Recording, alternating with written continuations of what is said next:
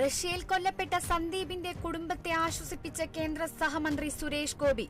സന്ദീപിന്റെ മൃതദേഹം നാട്ടിലെത്തിക്കാൻ നടപടികൾ സ്വീകരിച്ചതായും സുരേഷ് ഗോപി.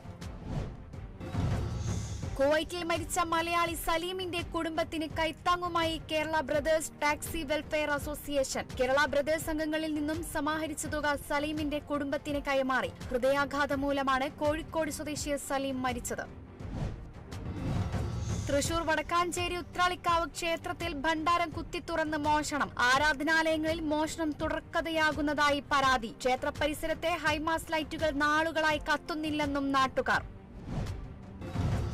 കൊല്ലം കുന്നത്തൂരിലുണ്ടായ അപകടത്തിൽ വിദ്യാർത്ഥി രക്ഷപ്പെട്ടത് തലനാരിഴയ്ക്ക്. സ്വകാര്യ ബസിന്റെ അടിയിലേക്ക് നിയന്ത്രണം വിട്ട ബൈക്ക് ഇടിച്ചു കയറുകയായിരുന്നു. അപകടത്തിൽ ബൈക്ക് പൂർണ്ണമായും തകർന്നു. കോളേജിലേക്ക് പോകും വഴിയായിരുന്നു അപകടം.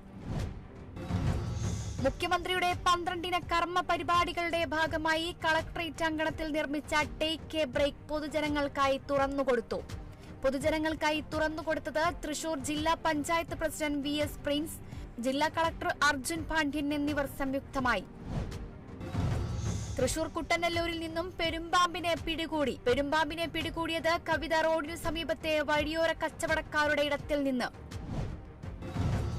കോട്ടയം കുറുപ്പന്തറ മള്ളിയൂർ മഹാഗണപതി ക്ഷേത്രത്തിൽ നാദവിസ്മയം തീർത്ത് വിജയ് യേശുദാസ്. വിനായക ചതുർത്ഥിയോടനുബന്ധിച്ച തിരുവുത്സവത്തിന്റെ 5ാം ദിവസമായിരുന്നു സംഗീത സന്ധ്യ. സെപ്റ്റംബർ 7-നാണ് മള്ളിയൂർ വിനായക ചതുർത്ഥി.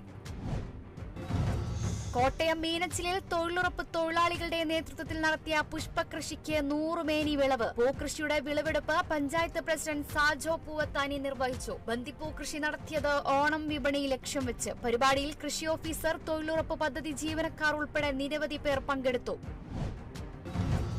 ലോക പഞ്ചഗുസ്തി മത്സരത്തിൽ മാറ്റുരയ്ക്കാൻ തൃശൂർ മണലൂർ സ്വദേശികളായ ജിൻ വത്സനും ആൽവിൻ പോൾസനും. ഇരുവരും മത്സരിക്കുന്നത് സെപ്റ്റംബർ 7 മുതൽ 14 വരെ ഡെൻമാർക്കിൽ നടക്കുന്ന വേൾഡ് ഫയർ സർവീസ് ഗെയിംസിലുള്ള ഇന്ത്യൻ ടീം പഞ്ചഗുസ്തി മത്സരത്തിൽ.